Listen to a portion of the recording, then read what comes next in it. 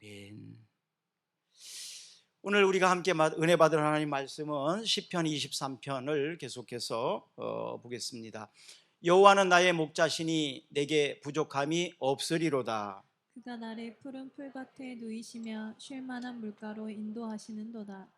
내 영혼을 소생시키시고 자기 이름을 위하여 의의 길로 인도하시는도다. 내가 사망의 음침한 골짜기로 다닐지라도 해를 두려워하지 않을 것은 주께서 나와 함께 하심이라. 주의 지팡이와 막대기가 나를 안위하시나이다.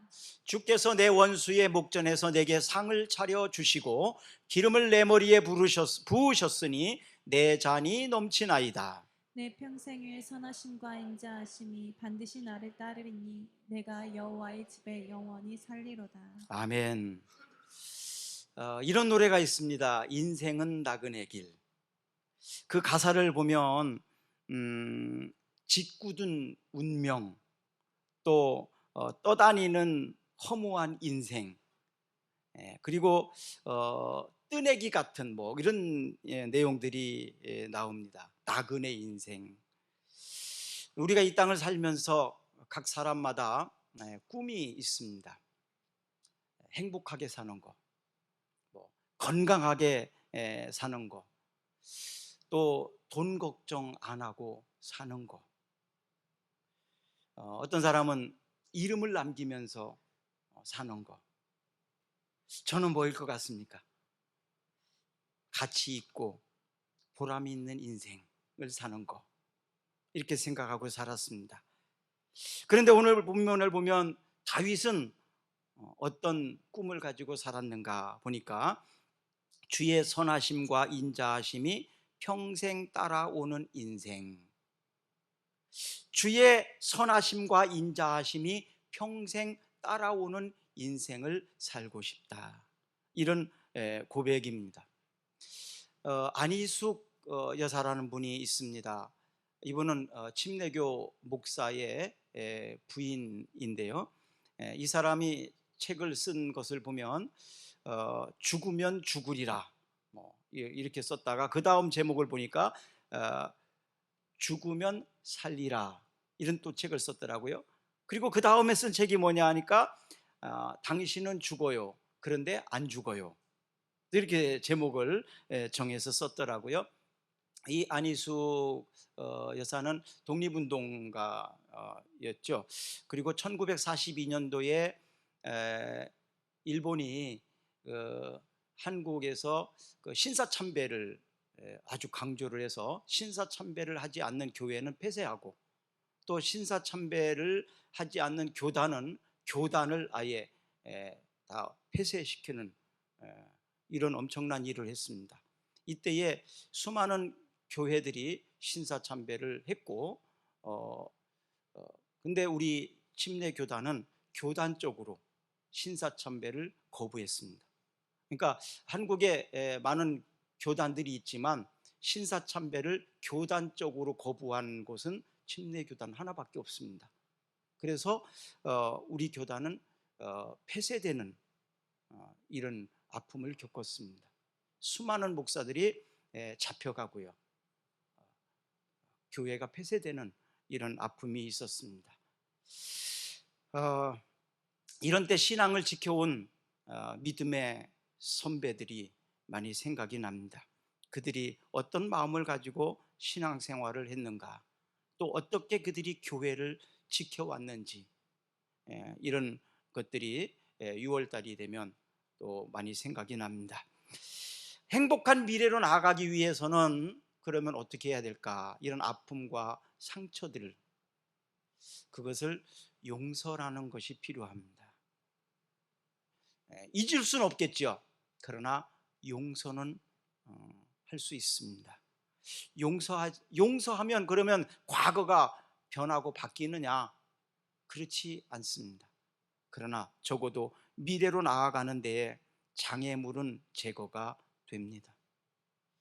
지금 여러분들이 미워하고 용서하지 못한 사람이 있다면, 또 우리가 용서하지 못하는 미워하는 나라가 있다면 이제는 용서해야 합니다. 그래야 우리가 행복으로 나아갈 수 있습니다. 어떻게 그 아픈 기억을 용서합니까? 내가 그 일로 인하여 한을 품고 있는데 어떻게 미워하지 않을 수 있습니까? 이렇게 반문하는 사람도 있을 겁니다. 그럼 다윗은 어떻게 했을까요? 다윗은 자신의 살아온 날을 고백할 때 이렇게 고백합니다. 내가 사망의 음침한 골짜기를 다녔다. 내 인생을 되돌아보니까 사망의 음침한 골짜기를 다녔다. 그리고 그는 원수의 공격을 받아서 얼마나 많이 도망 다녔는지 몰라요. 억울하게. 그럴 때 그 모든 것들을 용서라는 것을 통해서 그는 또 이렇게 고백을 합니다. 그래서 내 잔이 넘치나이다. 용서할 때 하나님의 격려를 통해서, 하나님의 위로를 통해서 여러분들의 잔이 넘치는 행복이 찾아오는 줄로 믿습니다. 그래서 에베소서 4장 32절에 보면 서로 친절하게 하며 불쌍히 여기며 서로 용서하기를 하나님이 그리스도 안에서 너희를 용서하심과 같이 하라. 서로 친절하게 하며 불쌍히 여기고 서로 용서해줘라. 이것이 바로 우리가 행복하게 살아가는 비결이라는 것입니다. 시편 23편을 보면 대부분의 그 표현들이 현재어로 되어 있습니다. 현재 시제로 되어 있어요. 여호와는 나의 목자시니, 현재 시제로 되어 있죠. 여호와는 나의 목자시니, 또 내 영혼을 소생시키시고, 과거에도 했지만 현재에도 그리고 미래에도 내 영혼을 계속해서 소생시키시는 분이 바로 여호와 하나님이다. 그리고 그 하나님은 나를 의의 길로 인도하시는도다, 이렇게 돼 있어요. 의의 길로 인도하셨다가 아니고 의의 길로 인도하시는도다, 계속해서 진행형으로 기록하고 있습니다. 그리고 내 잔이 넘치나이다, 이렇게 돼 있어요. 내 잔이 넘쳤었나이다, 이게 과거형이죠. 그러나 내 잔이 넘치나이다, 현재 시제입니다. 하나님이 여호와께서 나의 목자가 되셔서 과거뿐만 아니라 현재에도 미래에도 계속해서 이렇게 우리를 인도하심으로 인해서 내 잔이 넘치나이다, 내 마음에 여유가 있고 내 마음에 안정이 생기고 내 마음에 풍성함이 있다, 이렇게 고백하고 있는 것입니다. 지금 그렇다는 얘기예요. 과거에도 그랬을 뿐만 아니라 지금도 이렇다는 거예요. 창세기 28장 15절에 보시면 한번 읽어봅니다. 내가 너와 함께 있어 내가 어디로 가든지 너를 지키며 너를 이끌어 이 땅으로 돌아오게 할지라 내가 내게 허락한 것을 다 이루기까지 너를 떠나지 아니하리라 하신지라. 이것은요, 야곱이 형 에서의 미움을 받아서 외삼촌 집으로 도망가는 상황입니다. 광야길에서 캄캄한 밤에 혼자 외롭게 돌을 베개로 삼아서 누워있는 그때, 바로 이곳이 베델인데요, 원래 지명은 루스입니다. 루스라는 것인데, 그런데 이곳에서 잠을 자다가 하늘에서 사다리가 쫙 연결되어 있는데 그 사다리를 천사들이 오르락내리락 하는 모습을 보게 됩니다. 그래서 이 야곱이 이곳에다가 돌을 쌓고 루스라는 지명을 베델이라고 부릅니다. 베델은 하나님의 집, 이런 뜻입니다. 하나님의 집. 바로 집이라는 것은 안정이 있잖아요. 안전하지 않습니까? 평안함이 있는 곳이, 쉼이 있는 곳이 집이잖아요. 바로 베델, 내가 있는 곳이, 내가 어디로 가든지 바로 하나님이 나와 함께 한다는 사실을 확신할 때, 믿을 때 우리는 안정감과 평안함을 얻게 됩니다. 제가 처음에 교회를 나갔을 때는 저를 누가 전도해 준 사람이 없었습니다. 저는 겁이 많았어요. 두려움이 굉장히 많았어요. 모든 게 다 무서웠습니다. 어렸을 때 모든 게 다 두려웠고 모든 게 다 무서웠어요. 그리고 또 내 앞으로의 내가 어떻게 살아갈 인생에 대해서도 걱정이 참 많았습니다. 그때가 초등학교 1학년이었습니다. 그래서 사람이 이 두려움과 미래에 대한 걱정, 이걸 어떻게 해결하지? 그래서 신앙을 가져야 되겠다. 어떤 신앙이든 믿음 생활을 해야 되겠다. 그랬는데 마침 우리 교회에 동네에 학교를 가다 보면 예배당이 하나 있었어요. 기장 즉 교회인데요. 그래서 교회를 찾아갔습니다. 교회 가서 예배를 드리고 그런 건 마음이 편안하더라고요. 그러다가 복음을 듣고 예수님을 믿게 됐습니다. 그때부터 겁이 안 났어요. 두려움이 사라지기 시작했어요. 왜? 하나님이 나와 함께 하신다는 것을 믿으니까. 그리고 앞으로의 인생도 걱정할 필요가 없었어요. 왜? 하나님이 나를 어떻게 인도하신다는 것을 알기 때문에. 교회 다니면서 겁도 없어지고 편안해지고 두려움도 사라졌습니다. 그래서 나만 이렇게 좋은 데를 다닐 수는 없다. 그래서 우리 어머니 아버지를 위해서 기도하기 시작했어요. 전도를 결국 하게 되었습니다. 사랑하는 여러분, 하나님의 집에 있다는 것이, 아버지의 집에 있다는 것이 얼마나 행복한지 여러분들이 경험하는 좋은 꿈사랑교회가 되기를 주의 이름으로 축복합니다. 다윗이 고백하는 것은 하나님이 선하시고 인자하심에 대한 확신입니다. 하나님은 선하시고 인자하시다. 그분이 나와 함께 한다. 그분이 나를 지켜주신다는 확신 때문에 어떤 어려움이 찾아온다 할지라도 그는 방황하지 않습니다. 겁낼 것이 없습니다.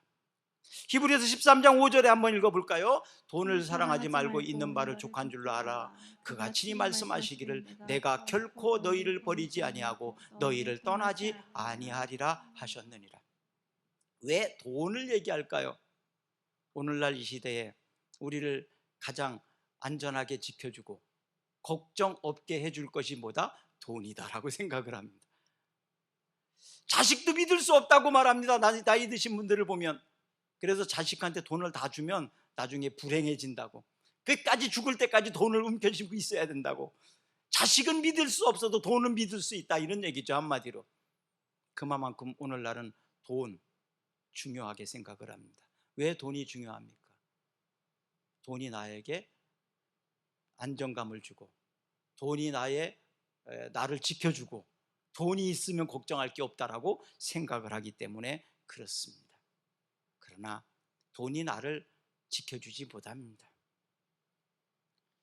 돈이 나의 불행을 행복으로 바꾸어 주지도 못합니다. 돈을 믿을만 하지를 못합니다. 오히려 돈을 따라가면 돈은 더 멀리 도망갑니다. 그래서 진짜로 돈을 버는 사람은요, 돈이 따라오게 만듭니다. 돈을 따라다니지 않아요. 가족보다도 돈을, 친구보다도 돈을, 그것 때문에 관계들이 파괴되고 가정이 무너지는 것을 저는 많이 보게 됩니다. 사랑하는 여러분, 돈을 사랑하는 것은 안정감을 주지 못합니다. 돈이 여러분들을 행복하게 하지 못합니다. 그럼 다윗은 항상 행복했을까를 생각해 봅니다. 다윗이 목동으로 있을 때, 양을 치고 있을 때 외롭고 그는 정말 힘든 시간이었을 것 같아요. 가족을 떠나서 양을 데리고 먼 곳까지 가서 양을 칠 때 얼마나 외로웠겠습니까? 사람이 없는 곳, 또 가끔 양을 잡으러 오는 일이나 늑대들을 만나기도 합니다. 그때 얼마나 두려웠겠습니까? 그럴 때마다 이 다윗은 물맷돌이라는 걸 가지고, 또 막대기와 지팡이를 가지고 자기의 양떼를 돌보고 지키면서 자기 자신을 훈련해 왔습니다. 그래서 그때 늑대와 이리와 싸웠던 막대기, 지팡이를 가지고, 물맷돌을 가지고 골리앗을 쓰러뜨리는 그런 실력을 갖게, 물맷돌 실력을 갖게 되지요. 물론 하나님이 함께 하셨기 때문입니다. 사랑하는 여러분, 사울의 위협이 있을 때 그는 아둘람 동굴로 도망가기도 했습니다. 그곳에서 얼마나 외롭고 힘들었겠습니까? 얼마나 한스럽고 억울함이 있었겠습니까? 그런데 아둘람 동굴에서 400명의 동료를 만납니다. 그래서 나중에 이스라엘 통일 왕국을 이룰 때 이 아둘람에서 만났던 400명의 동지가 함께 이스라엘 통일 왕국을 다스리는 신하들이 되는 엄청난 축복을 받기도 합니다. 그래서 로마서 8장 28절에는 이렇게 말씀하십니다. 우리가 알거니와 하나님을 사랑하는 자 곧 그 뜻대로 부르심을 입은 자들에게는 모든 것이 합력하여 선을 이루느니라. 하나님을 사랑하는 자 곧 그의 뜻대로 부르심을 입은 자들에게는 모든 것이 합력하여 선을 이룬다. 사랑하는 여러분, 지금 힘들고 어려운 시기를 지나가고 있습니까? 이것도 합력해서 결국 선을 이루게 하실 것입니다. 또 그렇게 되기를 주의 이름으로 축복합니다. 다윗이 완벽했기 때문일까요? 다윗이 많이 성숙했기 때문에 이스라엘의 최고의 왕이 될 수 있었을까요? 성경은 그렇지 않다는 것을 보여줍니다. 그는 실수가 많았습니다. 그는 죄를 범하기도 했고 그는 엄청 연약한 사람이었습니다. 그러면 어떻게 그가 이스라엘의 최고의 왕이 될 수 있었을까요? 그것은 바로 하나님이 선하심과 인자하심이 다윗을 포기하지 않았기 때문이라고 말하는 겁니다. 다윗이 연약함에도 불구하고 완전하지 못했음에도 불구하고 하나님의 선하심이 인자하심이 다윗을 포기하지 않았기 때문이다.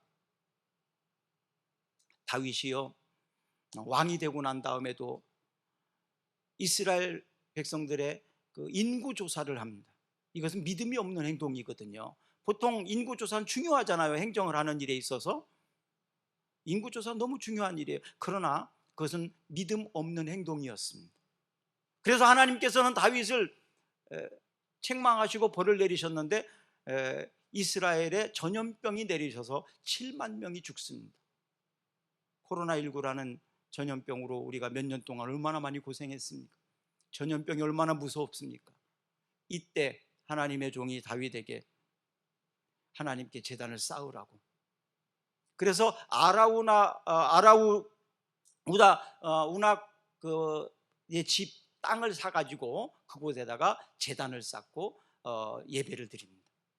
그러니까 하나님께서는 전염병을 멈추어 주셨습니다. 바로 이렇게 제단을 쌓고 예배를 드리는 것은 하나님께서 가장 기뻐하시는 거거든요. 나중에 이 아라우나 타작마당이요 솔로몬 성전의 터가 됩니다.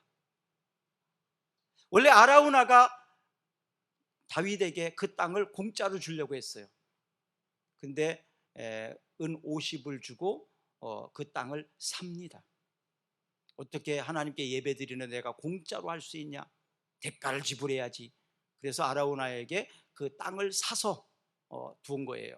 그것이 나중에 솔로몬 성전의 땅이 되는 겁니다. 여러분 시편 106편 1절에 보면 이렇게 고백합니다. 할렐루야 하나 여호와께 감사하라. 그는 선하시며 그 인자하심이 영원하미로다. 그는 선하시며 그 인자하심이 영원하미로다. 하나님의 선하시고 인자하심이 나를 포기하지 않았기 때문에, 나를 버리지 아니했기 때문에 내가 살아있을 수 있고 내가 이스라엘의 가장 위대한 왕이 될 수가 있었다. 이런 고백입니다. 사도 바울은 모든 것이 하나님의 은혜라고 고백을 합니다. 바로 하나님의 은혜 때문에 내가 이 업적을 이룰 수 있었다. 내가 지금 이 자리에 있을 수 있었다라고 말합니다. 궁전이라는 거 있잖아요. 왕궁. 이것은 안전한 곳이고 권력의 상징 아닙니까?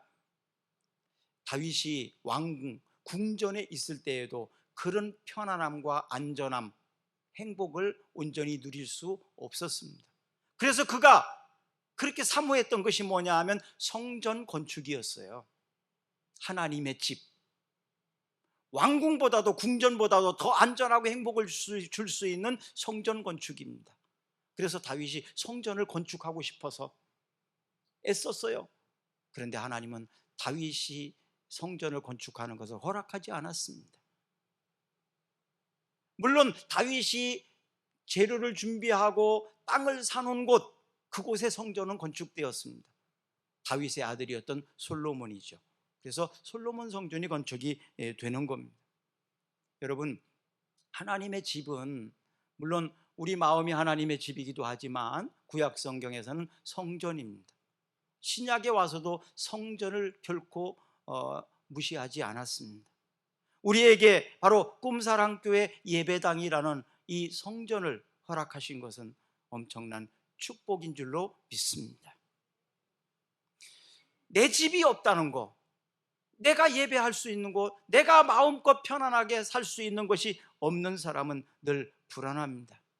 새방살이를 해보셨습니까? 내 집이 없이 한번 살아보셨습니까? 그러면 주인이 이사 가라 그러면 무조건 나가야 돼요.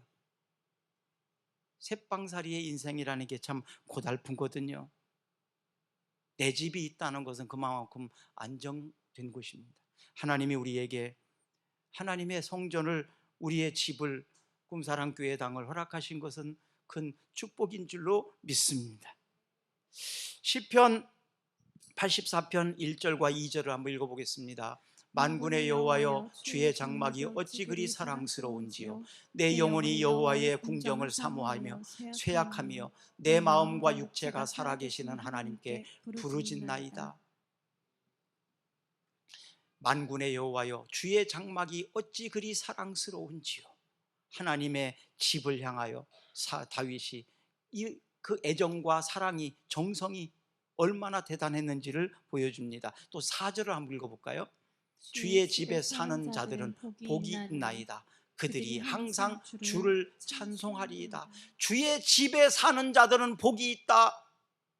그들이 항상 주를 찬송하리이다. 주의 전 예배당에서 항상 주를 찬송하고 기도하고 하나님의 은혜를 누릴 수 있는 우리 꿈사랑교회가 되었으면 좋겠습니다. 예배당이 없이 방황하고 다녔던 시절이 있으십니까? 저도 그런 때가 있었습니다. 그때에 얼마나 내 마음이 공허한지, 그리고 오늘은 이곳 저곳 이제 어디로 가야 되는지, 내 집이 없다는 것이, 내 가족이 없다는 것이, 나를 위해서 기도해주고 함께 섬기고 함께 하나님을 예배할 수 있는 사람이 없다는 것이, 이거 얼마나 외로운지 아십니까? 사랑하는 여러분, 우리에게는 바로 이런 함께 예배하고 함께 기도하고 함께 섬기고 내가 힘들고 어려울 때 나를 격려해주고 기도해 줄 수 있다는 교회 공동체가 있다는 것이 얼마나 큰 축복인지 모릅니다. 우리 꿈사랑교회가 바로 여러분들의 집입니다. 여러분들의 가족인 줄로 믿습니다. 우리 전종 집사님 가족이 보니까 유니폼을 같이 입고 오셨어요. 단체복인지 색깔이 똑같은데 참 가족이 저렇게 같이 옷을 입고 같이 이렇게 예배 드리는 모습은 얼마나 이게 부럽습니다. 참 가장 부러운 모습입니다. 부부가 또 부모와 자녀가 함께 교회를 섬기고 함께 기도하는 것, 가장 부러움 중에 하나지요. 칼빈은 이런 말을 했습니다. 교회를 어머니같이 사랑하지 않는 자는 하나님을 아버지라 부를 자격이 없다. 하나님의 집, 바로 이곳은 하나님의 집입니다. 우리는 하나님의 가족인 줄로 믿습니다. 나그네는 돌아갈 고향이 없는 방황하는 방랑자, 뭐 그런 의미가 있습니다. 떠다니는 뜨내기, 뭐 이런 의미가 있습니다. 근데 순례자라는 것은 바로 고향이 있다는 얘기예요. 목적지가 있다는 얘기입니다. 내가 갈 곳이 있다는 얘기입니다. 돌아갈 내 집이 있고 돌아갈 내 고향이 있다는 얘기입니다. 그런데 순례자가 정착민이 되면 어떤 현상이 일어나는지 아십니까? 우리가 정착민이 되어서는 안 됩니다. 이 땅을 사는 동안 순례자라는 사실을 알아야 됩니다. 왜냐하면 언젠가는 우리가 돌아갈 고향 천국이 있기 때문에 그렇습니다. 그런데 내가 돌아갈 고향 천국을 잃어버리고 살게 된다는 것은 바로 정착민이 되었다는 얘기입니다. 우리가 하나님의 나라를 생각하지 않고 산다는 얘기예요. 이것은 수단이 목적이 된 것과 같습니다. 목적을 위해서 수단이 있어야 하는데 수단이 목적이 되어져 버리면 어떤 현상이 일어나는지 우리가 현 시대를 통해서 잘 보게 됩니다. 그래서 레갑 족속의 조상들이 후손들을 향하여 당부하고 아주 간절히 가르치는 내용이 있습니다. 예레미야 35장 7절 말씀입니다. 너희가 집도 짓지 말며 파종도 하지 말며 포도원을 소유하지도 말고 너희는 평생 동안 장막에 살아라. 그리하면 너희가 머물러 사는 땅에서 너희의 생명이 길리라 하였으므로. 좀 과한 표현이죠. 이 땅의 모든 것이 다 소망을 두고 살아서는 안 된다는 얘기입니다. 언젠가는 우리가 돌아갈 곳이 있다는 얘기예요. 그래서 사람이 죽으면 돌아가셨습니다. 그렇게 하면 돌아가셨습니다. 원래 있던 곳으로 갔습니다. 그런 거잖아요. 돌아가셨습니다. 충청도 말로는요, 가시오 그럽니다. 갔어요. 가시오. 아주 짧죠. 가시오. 돌아가셨다는 그런 얘기죠. 우리는 이 땅에서 영원히 살지 않습니다. 우리가 돌아갈 땅이 있습니다. 우리가 돌아갈 집이 있습니다. 그렇기 때문에 이 땅의 모든 소망을 두고 이 땅이 전부인 것처럼 살지 않습니다. 고린도후서 5장 1절을 한번 읽어볼까요? 만일 땅에 있는 우리의 장막집이 무너지면 하나님께서 지으신 집 곧 손으로 지은 것이 아니요 하늘에 있는 영원한 집이 우리에게 있는 줄 아느니라. 이 땅에 있는 우리의 장막집, 우리의 육체가 무너지게 되면, 내가 죽는다면 이 땅으로 끝나는 것이 아니라 하나님이 지으신 집, 바로 내 고향, 내 본향 천국에 우리는 가게 된다 이 말입니다. 많이 먹을수록 빨리 죽는 게 뭘까요? 나이, 밥, 그렇죠? 밥. 너무 많이 먹으면 빨리 죽더라고요. 많이 먹을수록 빨리 죽더라고요. 될 수 있으면 적게 먹고 적게 나이 들면 좋겠죠. 도대체 밥이 그럼 뭘까? 이런 생각을 해봤어요. 요한복음 6장 27절을 한번 읽어볼까요? 썩을 양식을 위하여 일하지 말고 영생하도록 있는 양식을 위하여 하라. 이 양식은 인자가 너희에게 주리니 인자는 아버지 하나님께서 인치신 자니라. 썩을 양식. 그럼 이 또 한번 계속해서 읽어봅니다. 요한복음 4장 32절입니다. 이르시되 내게는 너희가 알지 못하는 먹을 양식이 있느니라. 또 읽어봅니다. 34절입니다. 예수께서 이르시되 나의 양식은 나를 보내신 이의 뜻을 행하며 그의 일을 온전히 이루는 것이니라. 그러면 이 말씀이 어떤 배경 속에서 나온 말씀일까요? 예수님께서 수가성 우물가에 앉아 있을 때 제자들이 동네로 나가서 먹을 것을 구하러 갔습니다. 이때 수가성에 한 여인이 찾아왔어요. 그래서 예수님께서는 그 여인을 전도했습니다. 그리고 이 여인은 예수님의 말씀을 듣고 동네에 나가서 내가 메시아를 만났다고 전도를 나가게 됩니다. 그때 마침 제자들이 음식을 구하러 갔다가 돌아왔어요. 그런데 예수님께서 보니까 배고파 하실 줄 알았는데 배고파하지 않았습니다. 그러면서 하신 말씀이 이 말씀입니다. 여러분, 우리가 정말로 배고픈 걸 언제 느낄까요? 밥을 안 먹었을 때입니까? 밥만 먹으면 배부르고 등 따시면 편안합니까? 그렇지 않아요. 밥 먹는다고 배부르고 등 따시다고 편안함과 안락감을 우리는 누리지 못합니다. 왜냐하면 우리는 짐승 같지 않거든요. 하나님의 자녀이고 하나님의 백성이고 사람이니까요. 아무리 먹어도 배고픕니다. 아무리 등이 따셔도 편안하지 않고 행복하지 않습니다. 그것으로 내 인생이 만족함이 없습니다. 그러면 언제일까요? 예수님이 바로 지금 그 얘기를 하고 있는 거예요. 사명감을 가지고 일하고 있을 때, 내가 해야 될 일을 하고 있을 때, 내가 가치 있고 의미 있는 일을 하고 있을 때 사람들은 그때 행복해집니다. 먹지 않아도 배고프지 않아요. 어머니들이 자녀가 맛있게 먹는 모습을 보면 내가 안 먹어도 배부르다는 말을 표현을 해요. 정말 뭘 안 먹는데 어떻게 배가 부릅니까? 왜 그럴까요? 자녀를 보면서 행복하기 때문에 그렇습니다. 그래서 우리가 이 땅에서 살아갈 때 중요한 것이 뭐냐 하면 돈을 위해서 사는 게 아닙니다. 어떤 명예를 위해서 사는 것도 아닙니다. 내 이름을 남기기 위해서 사는 것도 아닙니다. 내가 얼마나 오래 사는 것도 아닙니다. 사명감으로 사는 겁니다. 사명감으로 사는 거예요. 하나님의 부르심에 따라서, 하나님이 내게 하라고 하신 그 말씀에 따라서 순종하고 살아갈 때 행복해지더라, 이 말입니다. 가장 우리가 행복할 때가 언제입니까? 저는 그래요. 가장 행복할 때가 언젠가 생각해 보면 사명 감당할 때, 복음을 전하고 설교를 하고 하나님 말씀을 전하고 하나님의 일하고, 이때만큼 행복한 게 없어요. 그땐 먹지 않아도 배가 고프지 않아요. 그때는 어떤 대가를 받지 않고 어떤 칭찬을 받지 않아도 그냥 너무 행복하고 좋아요. 이게 사명이더라고요. 사명. 여러분들이 행복할 때는 언제입니까? 여러분들이 만족할 때는 언제입니까? 왜 이 땅에서 힘들고 어렵습니까? 바로 진정으로 우리가 먹어야 될 양식, 사명감으로 살 때, 그때가 정말 내가 가치 있고 보람 있는 인생을 살고 있을 때, 그때가 행복해지더라고요. 여러분, 우리는 나그네가 아닙니다. 우리는 순례자입니다.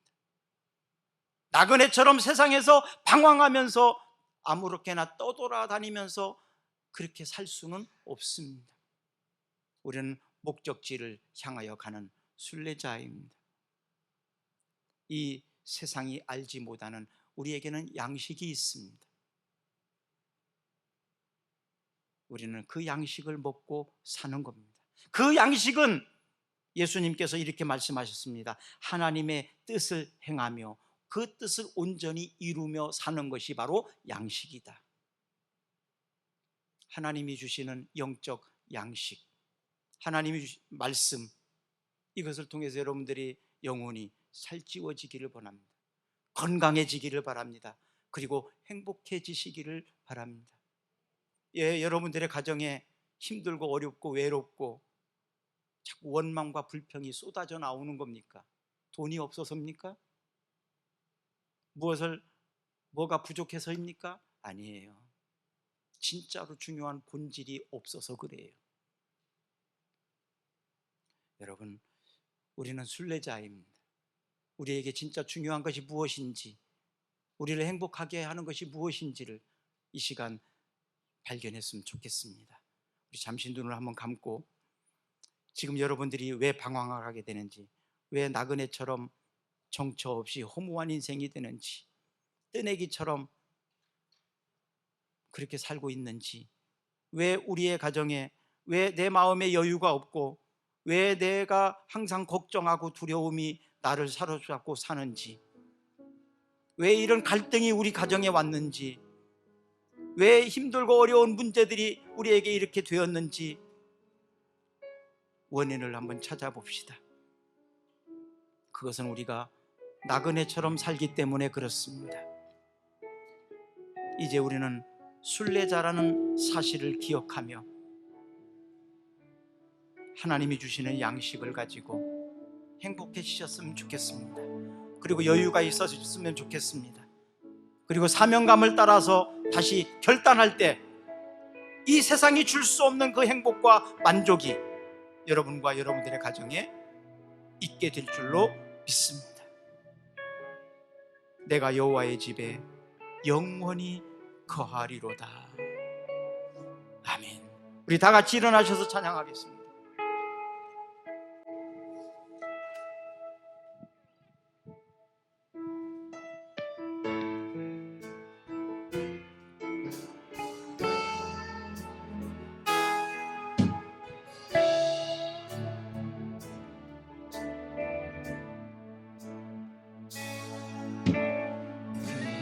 끝은 없습니다. 눈물로 부리신 아들 세상을 뒤덮지 않아도 여전히 충분합니다. 그 꿈은 없습니다. 맡겨주신 영혼들 그들을 사랑하고 섬기면 그것만으로 난 충분합니다. 그래도 난 꿈은 있습니다. 성령의 말씀을 안고 푸른 듯한 세상의 이들 그 안에 꿈을 봅니다. 꿈은 있습니다. 하늘 보자버리고 낮아서 이 땅에 오신 주님 주님만이 나의 꿈이십니다. 주님만이 내 사랑입니다. 세상을 내려놓고 엎드리오니 그런 나를 사랑하시니 주님만이 나의 꿈이시 주님만이 나의 꿈이십니다. 주님만이 내 사랑입니다. 세상을 내려놓고 엎드리오니 그런 나를 사랑하시니 주님만이 나의 꿈이십니다.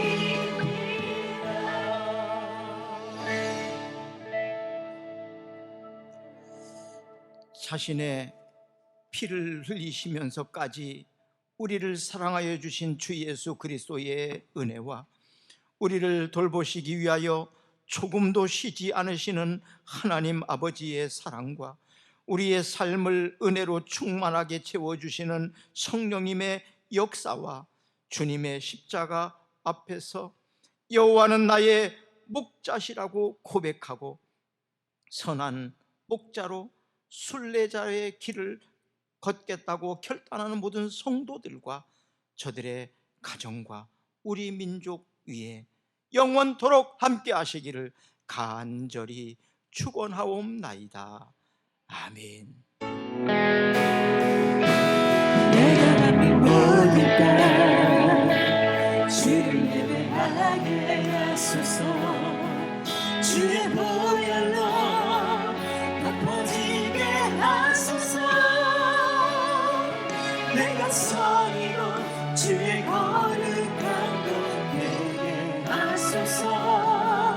주의 향기로 물들이소서. 내가 받는 모든 땅 내가 받는 모든 땅 주를 예배하게 하소서.